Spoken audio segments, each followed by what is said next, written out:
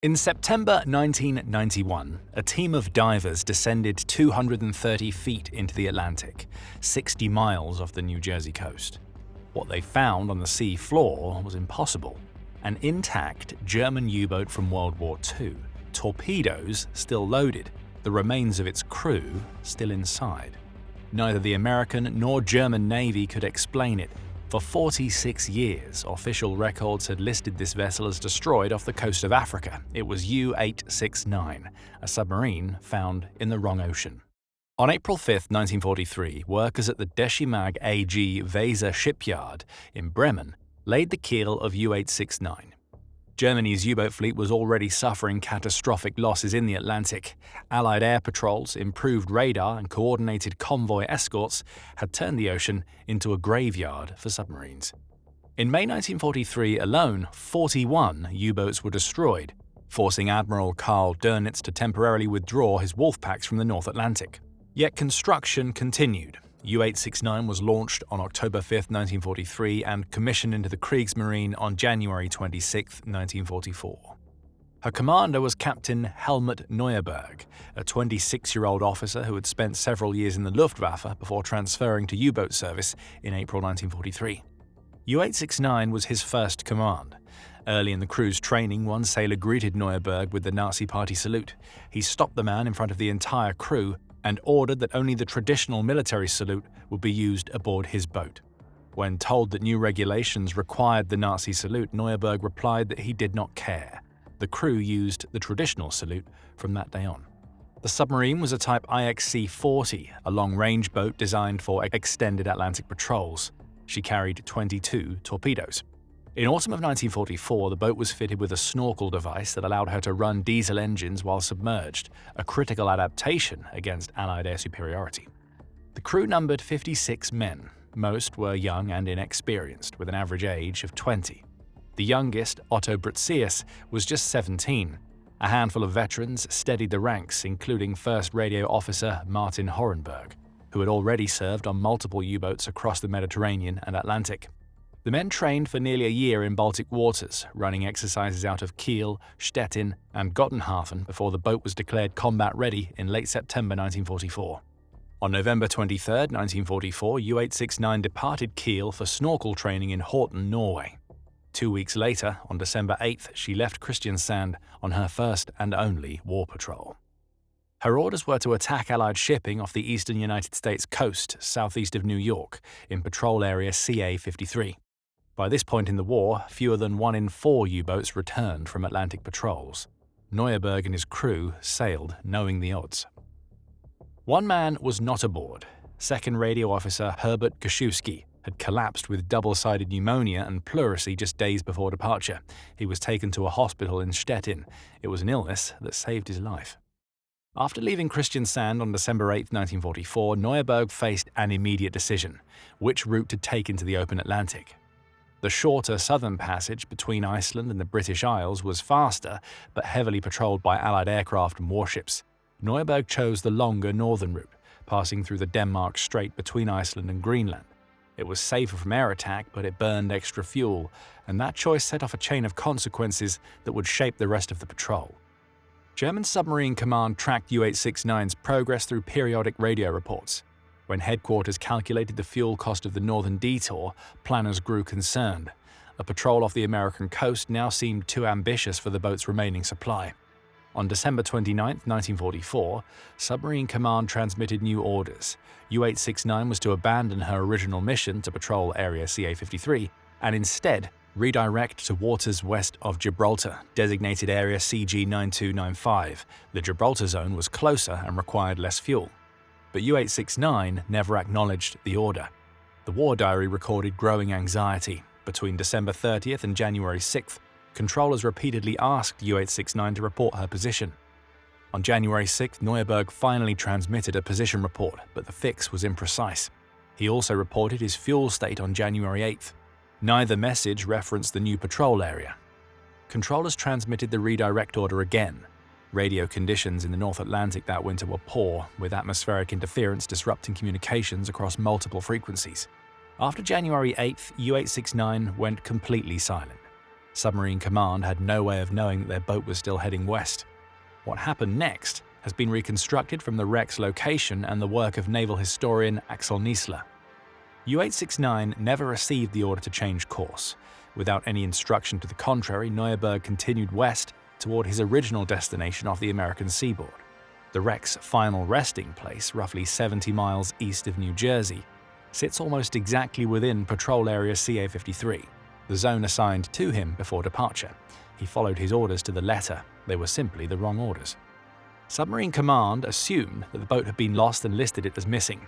After the war, Allied analysts reviewed records of anti-submarine attacks in the Atlantic and matched U-869's disappearance with an engagement on February 28, 1945, near Rabat, Morocco. On that date, the American destroyer escort USS Fowler and French submarine Chasseur l'Indiscret had attacked a submerged sonar contact west of the Moroccan coast. The original assessment found no evidence of a kill, but post-war investigators, needing to account for U-869's loss, upgraded it to a probable sinking. The record stood unchallenged until 1991. U-869 had been filed away as a boat destroyed off Africa, when in fact she lay on the Atlantic seabed off New Jersey, still holding the crew that never came home. In the summer of 1991, a fishing boat snagged its nets on a large obstruction on the Atlantic seabed off New Jersey. The coordinates were passed along to Bill Nagel, a well-known wreck diver and captain of the charter boat Seeker, operating out of Breel, New Jersey. Nagel had spent years exploring shipwrecks along the Atlantic seaboard. An unknown snag at that depth was exactly the kind of lead that he lived for. On September 2, 1991, Nagel brought a team of experienced divers to the site. John Chatterton, a Vietnam veteran turned professional diver, was the first to descend the anchor line. At 230 feet in near total darkness and freezing water, he reached the seafloor and found himself standing on the deck of an intact submarine. Torpedo tubes were still loaded, a conning tower rose above the hull, human remains lay scattered throughout the wreckage. Chatterton surfaced and delivered the news. It was a German U-boat from World War II. The discovery made no sense. Every German submarine lost off the American coast during the war had been accounted for. The two known losses off New Jersey, U-521 and U-550, were well-documented sinkings with survivors and multiple witness ships. Neither matched this location. When Nagel contacted the US Navy and the German Naval Archives, both returned the same answer. No U-boat was recorded as lost in these waters. The wreck had no name. The divers called it U-Who. Identifying the submarine became an obsession, and the effort quickly turned deadly. The wreck sat far beyond safe recreational diving limits, in water with strong currents and near-zero visibility. In late 1991, diver Steve Feldman lost consciousness at depth, likely from carbon dioxide buildup, and was swept away by the current. His body was recovered by a fishing boat 5 months later, more than a mile from the wreck. On October 12, 1992, father and son team Chris Rouse Sr. and Chris Rouse Jr. entered the submarine's interior, searching for identifying artifacts. Inside, Chris Jr. became entangled and trapped. His father freed him, but both men exhausted their air supply. Forced into a rapid ascent without decompression, both suffered fatal decompression sickness. Chris Sr. died en route to the hospital. Chris Jr. died shortly after arrival. He was 22. His father was 39. Bill Nagel, the captain who had led the first expedition, never learned the submarine's identity. His health had deteriorated from years of heavy drinking, and he died in 1993 at age 41 from ruptured blood vessels in his throat. 4 men dead, no identification.